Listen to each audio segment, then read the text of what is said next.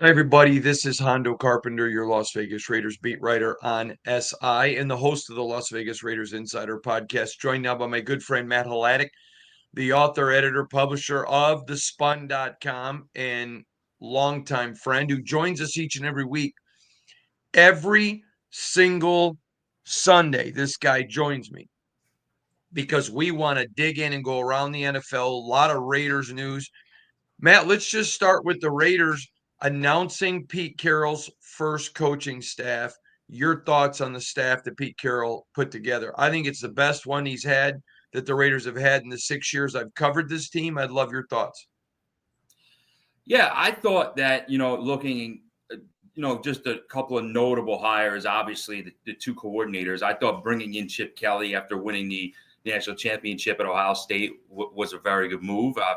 He has experience calling plays at the NFL level when he was a head coach. He obviously just won at the highest level in college. So I like that move. I think going across the way to the defense, I think that keeping Patrick Graham was a win. We've talked about him a lot the last couple of years on this podcast, being a bright spot even when the Raiders were struggling. The defense always seemed to play well, and he's one of, I think, the more respected defensive minds in the NFL and has been for a while. And then you look at some of the other assistants, guys that have been around for a long time. With Joe Woods and Tom McMahon and special teams, and hiring away Deland McCullough from Notre Dame, who That was has a monstrous. reputation as one of the best running back coaches, if not the best running back coach in football. Greg Olson's back, working with the quarterback. So I think overall it's a good staff. It's a good start, a good solid base. And now comes the most important part was out of the way when they hired the GM and they hired the head coach. Now comes the second most important part of the offseason. That's finding a quarterback. And that's going to be fascinating. So let's talk about it a little bit because I think there's a lot here that I want to get in with you. There's been rumors about Sam Darnold. There's been Mm-hmm. rumors about trade. And that was the thing at the Super Bowl that kept hitting me was every executive I talked to was they thought the Raiders are going to trade. They didn't think they would go the free agent route. Maybe, but they thought that if they went free agency, it was going to be because a trade was not there. It amazes me how people seem to think and act like there's nothing out there. Pete Carroll's known as a guy that wants to bring in a ton of quarterbacks and see what sticks to the wall. And I know that Brady doesn't want a young quarterback to play right away. So I can literally see them trading for a guy and drafting a guy, and they have Aiden O'Connell. I could see him signing a free agent, trading, and going and drafting a guy. There's a lot of options here, but the one option I'm willing to bet on is that there's going to be multiple new quarterbacks in Vegas this year. Sure. And, there has to be. I mean, right now, the only guy on the roster with experience that I could see being back is Aiden O'Connell. So you need at least two more people in there to be on your roster, not counting practice squad or camp guys and stuff like that. So I would expect them to add at least one veteran, whether it's a Sam Darnold signing, whether it's a trade for Kirk Cousins, I don't know, Matt Staff. I'm just throwing out names of guys that could get moved this offseason or stuff like that. And then I can see them drafting somebody. I don't think at 6, one of the top 2 quarterbacks in the class will get to them, but there could be a possibility for them to add one of the guys, either if they traded down in the first round or even on day 2, there's a possibility they could add one of the other QBs in this class to give them a younger guy to get a look at. So I think there's going to be a lot of changes with the Raider roster this offseason. I think quarterback, there's going to be some significant ones. Okay, I want to talk to you a little bit because several weeks ago we broke the story before anyone else that we had talked with several NFL people that had Jackson Dart as the clear number 2 behind Cam Ward. The vast majority of people we've talked to have all said Jackson Dart. A couple have said Shedeur, but those are from teams that traditionally don't draft quarterbacks well. So I'm just putting in perspective. I don't know. But all of them said there's really only two guys they have with a first round grade. But like one executive told me, he goes, there's going to probably be 6 go in the first round because there's so many bad drafting teams. He goes, that's how the Raiders got Brock Bowers last year at 13. There were several guys picked that weren't even close to being in his league, but bad drafting. Let's talk about a guy that does have a lot of NFL people very interested. And it's a guy that several of them told me they could not wait for the combine, who has a Raider angle. Will Howard at Ohio State. A lot of guys said they like him. They have a second round grade on him. But I had multiple people say that could change after his pro day. That could change after it could change after the combine. And I know for a fact, I reported on this yesterday, he was a sponge to Chip Kelly and has praised Chip Kelly. Let's talk about Will Howard.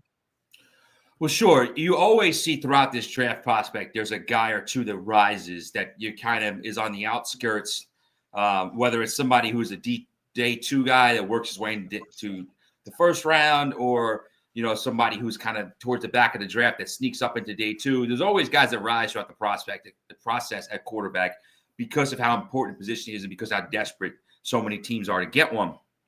Will Howard's intriguing. He is a guy who I think saved his best football for last in college. Not that he had a bad season, but he played very well in the college football playoff. He's experienced. He's played a lot of football. He's played a lot of football at a high level against good competition. So I think that those are all the type of things that intrigue me. I think there are 2 Ohio State QBs, one, the last guy, and the guy before him, Kyle McCord, so Will Howard and Kyle McCord kind of really intrigued me because I think Kyle McCord had a really nice season at Syracuse. And I've seen some people whose work I trust say that they think they could see him intriguing some teams. So once this combine stuff goes through and everything, I think it'll be fun to see, where the dust settles. Because right now, all the mock drafts have 2 guys going early at quarterback. And, some have said Jackson Dart could sneak in there. Some don't even have him in the first round in their mocks. But, when all is said and done, you might end up with 3 or 4 guys in that first round. So we'll see. So the gentleman who told me at the Super Bowl, he goes, there's only really 2 guys that have a first round grade. He has Cam Ward as the best quarterback, and he has Jackson Dart as a late first round guy. Okay. But he said to me, I fully expect there could be as many as 6 guys taken. He goes in the first round because there's so much bad drafting. And he said, and that is why this league has the perennial losers all the time, because they don't know how to draft. Now, this, and we've grown so much. We have a lot of new listeners. There is a term in the NFL for a guy that's considered a can't miss prospect. They call him a dude. Last year, there were 3 dudes in the draft. Talise Fuaga, who had an amazing rookie year with the Saints. Joe Alt, who crushed it with the Chargers, and Brock Bowers. This year, I've heard a couple of names, but there's only one name that everybody calls a dude so far, and that can change, but that's Abdul Carter. Mm-hmm. Every single team told me he's a dude. And when you just watch the Super Bowl the way it is, I asked somebody if he is the clear number 1 best player in this draft and he's the dude, why won't he go number 1? Why won't he go number 1 to a team that says, listen, we need best players. We suck for a reason. We just saw a team win a Super Bowl who absolutely had dominating defensive line. I'm going to ask you point blank. Why would that not happen? Well, it might happen, but the reason why it wouldn't happen is because teams are so desperate for a quarterback, because you have to think about the fact that most of the teams that finish near the bottom of the league do so because they don't have a good quarterback, among other things, of course. But they probably don't have a good quarterback. You look at the teams with the top 3 picks this year, they all need quarterbacks. The Titans, the Browns, the Giants. You look even a little bit beyond that, the Raiders need a quarterback. The Jets need a quarterback. Teams that are at the top of the draft, they need quarterbacks because, like you said, every year there's 8 guys that in the league, 8 or so, that teams either have won Super Bowls with or know they can win one with, know they can make a deep run with. And then there's probably, I forget the number that you put on it, 8 or 12 guys that they think. 8 and 16. 16, yes. 8 guys that teams think they can make a run with or hope they can make a run with or, feel that that's the best option they have right now. They have to give this guy a chance.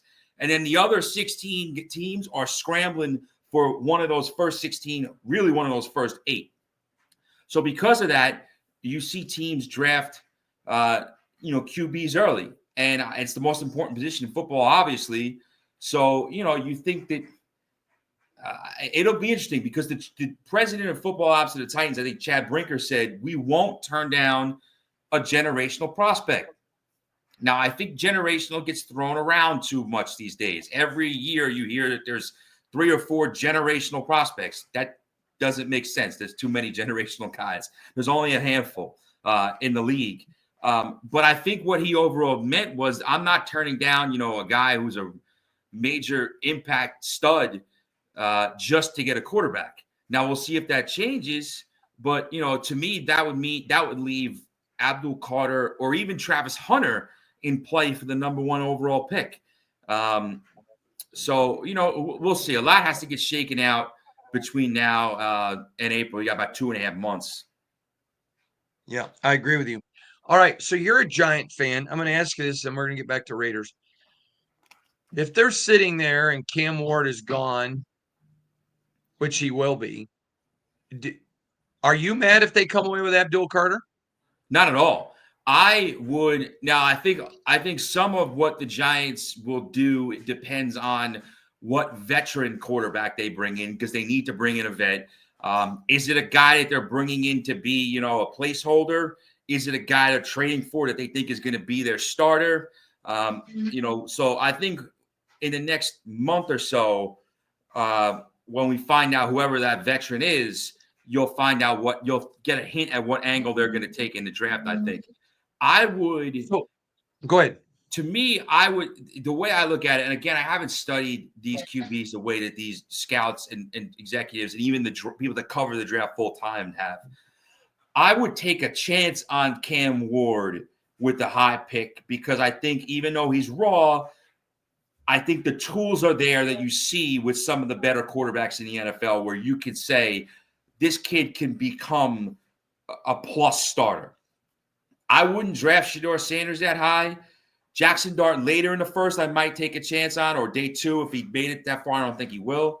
I would rather see, if I'm the Giants or a team picking up there, I would rather see them get an Abdul Carter or a Travis Hunter than force a quarterback. All right. Sorry about the construction. Can you hear that?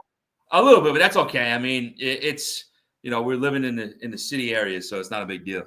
We got it outside. All right. So let's now turn to Travis Kelce, who's getting roasted for his performance, and he should. I was sitting there in the game next to my buddy Scott Neville, and who's terrific, one of our SI reporters, and terrific guy. And I was stunned at how poorly Travis Kelce played.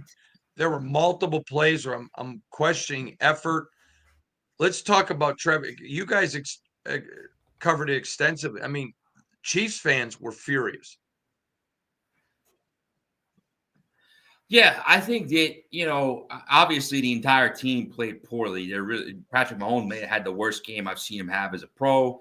They were dominated up front and dominated in all phases from the outset. The game was over in the second quarter. No matter how much Kevin Burkhardt and Tom Brady tried to convince us that it wasn't, and I understand why, because it's their job, that game was over. Once Cooper DeJean ran that pick 6 back, it was over. But But I think that it goes to what's going to be an interesting offseason for Travis Kelce, because I think he showed he could still be productive. He's a valued piece of the Chiefs. He says he still has the fire to compete. The Chiefs' revenge tour thing is going to be a storyline now. You know it will be this offseason. Does he want to come back? But I think that, he does. I can't remember exactly who said this on ESPN. I don't know if it was Ryan Clark or somebody, one of the analysts, but I thought it was a fair point. He has to accept. Is he willing to accept a diminished role in, the Chiefs' offense if he comes back, and not just necessarily diminished in terms of targets, because we've seen him the last couple of years be a little bit more of a decoy or not get as many receptions during the year, but come alive in the playoffs. Excuse me.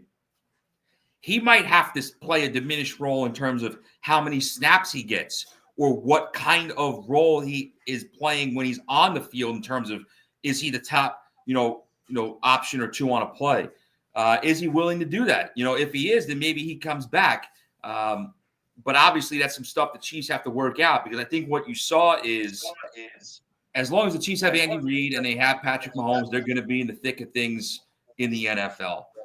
But there are some moves they need to make in order to hold off the charge in the AFC, which they've done so far, to their credit, and to get to a point where, they can win Super Bowls against the best in the NFC, because they beat – I thought the Eagles and probably the Niners might have had the better rosters overall in the 2 Super Bowls the Chiefs won.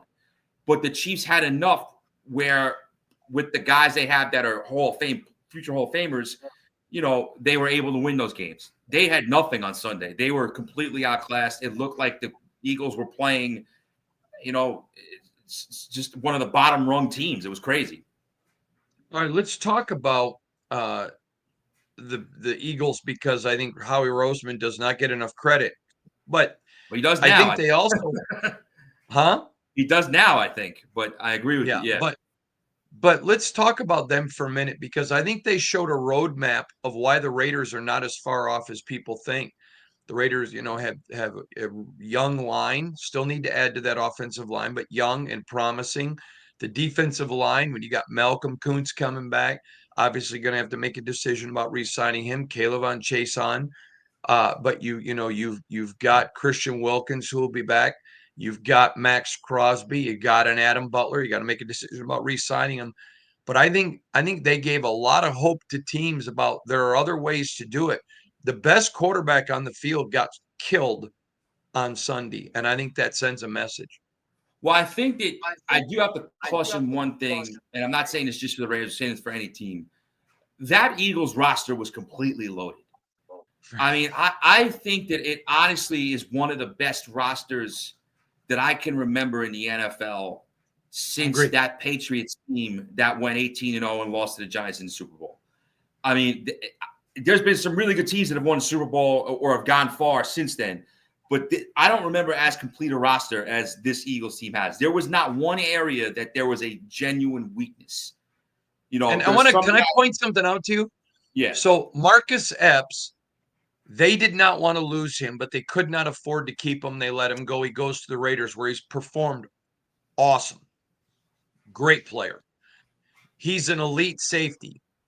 But because of how they drafted and the way they pick and pluck guys, he's able to go on. Their safeties are still good. Marcus has, played great. It wasn't any statement about him, but it's a statement of what makes Howie great. You can go pick the Lions picked Ndamukong Suh, Matthew Stafford, and Calvin Johnson and didn't win anything. It's the ability to get guys, develop guys, and then pick their replacements and save money. That's the biggest thing you hit on the last point, because what the Eagles do better than any team in the NFL is they build for the future and they pick guys. They don't just go for need. They pick the best player they can at spots that they're already strong at. They already had a Hall of Fame center in Jason Kelce, who had a couple of years left when they went and got Landon Dickerson. They didn't need Cam Jurgens when they picked Cam Jurgens. Jordan Mailata was a 7th-round pick, had never played organized football before they developed him. They go and get yes, will they draft for need when the need matches value, like they did last year with Quinion Mitchell and Cooper DeJean when they needed corners? Of course. But they're not just going to pick a guy at a position they need when it doesn't make sense. They're going to load up. They loaded up on pass rushers and defensive linemen with the Georgia products.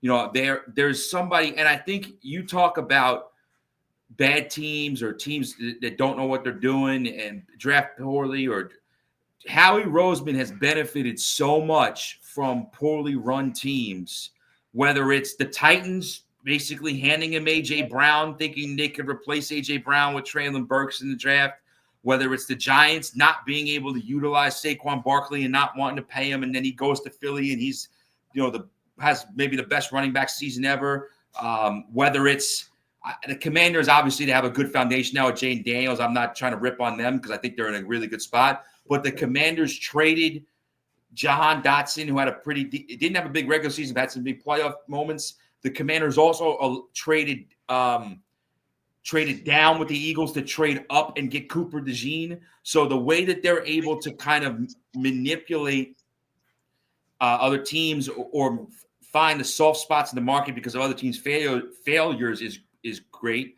And the other thing I think is that they are not afraid to make mistakes and fail. They've made mistakes. Howie Roseman took Jalen Reagor over Justin Jefferson. Didn't let it set him back. They gave Carson Wentz a big contract. Didn't let it set him back. Bryce Huff was their big free agent pass rushing signing. He didn't even play in the Super Bowl.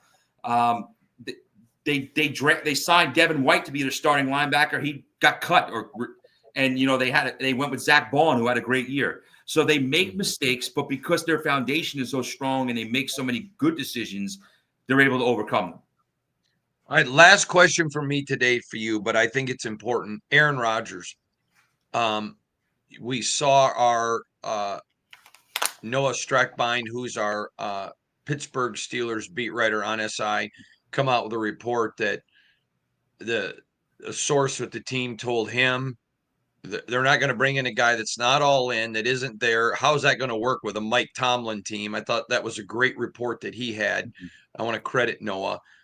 But the point is, I know there are a lot of people that love Aaron, a lot of people that hate Aaron. We're not going to take that angle. Our angle is he's an older guy whose diminished play is evident. If you're not going to get him all in, meaning he's going to be at OTAs, he's going to be at mini camp, and you're not going to get him for a reasonable price, to me, it's just bad gambling. Now, if you get him and he's all in, everything's great. I don't care that he's on McAfee. That doesn't bother me. But it's just the reality. It's like Russell Wilson. I remember when he signed in Denver, we talked about on this podcast, and I said, that doesn't bother me if I'm a Raider fan, because he wasn't playing well in Seattle, and he didn't. And then he goes to Pittsburgh. He didn't play well in Denver, and he didn't go play well in Pittsburgh. To me, I understand what you want when you bring in a veteran. But when they're diminishing, and then you look at an Aaron Rodgers who's, hey, I got a ton of money. I'm going to do what I want. I'm going to come. I'm going to go. I don't see what team sees that as an option. If I'm the Lions, if I'm the Raiders, and I want to bring in a vet before I ever bring in him, I'm looking at Sam Darnold, which, by the way, we were the first to report at the owners' meetings that we were hearing about Sam Darnold to the Raiders, by the way. Or I'm looking at a Matthew Stafford, who's going to give me all in maximum effort for 2 years to develop a rookie, whatever. But it's not because I hate Aaron. It's just the reality. I'm thinking I would go Stafford over Russell Wilson. I'd love your thoughts. I agree. I watched a lot of Aaron Rodgers this year with the Jets being in New York. And listen, when he's playing well, when he's on time, when he gets some protection, he can still be a capable NFL starter. He's better than some of the starters that were in the league last year, but he's definitely clearly diminished from what he was. The magic that he had for so many years in Green Bay is gone.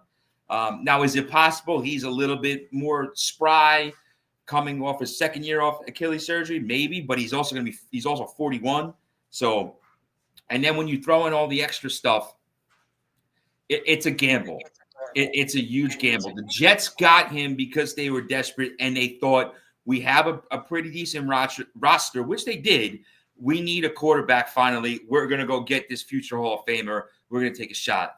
And it didn't work out. Now, I'm looking at teams because people are mentioning Stafford for teams that, that need QBs. The only one that I was intrigued by that someone mentioned the other day is if the Rams wanted a short-term solution if they traded Matthew Stafford and they went for Rodgers. Because he would with McVay, it wouldn't be as big of a thing, but I don't see that happening. The thing is they didn't. The Rams didn't lose because of Matthew Stafford. No, I know, but if they wanted to just change some things up, or they were going to look towards the future, but I would. If I'm the Raiders, I would avoid it. If I'm the Titans, if I'm the Giants and I need a vet, I'm not really looking for Aaron Rodgers because I think of everything he kind of encompasses, and the play, while he's not terrible, it's not what it used to be where it overrides everything. I agree. All right, everybody. Matt, tell everybody how to find you. You can find me at Matt Hladik 919, at MATTHLADIK 919 on X and Twitter. And, I'm always there. I've had some fans interacting with me and my stuff, throughout the Super Bowl, throughout the playoff run. So, just come say hi. All right, buddy. See you later.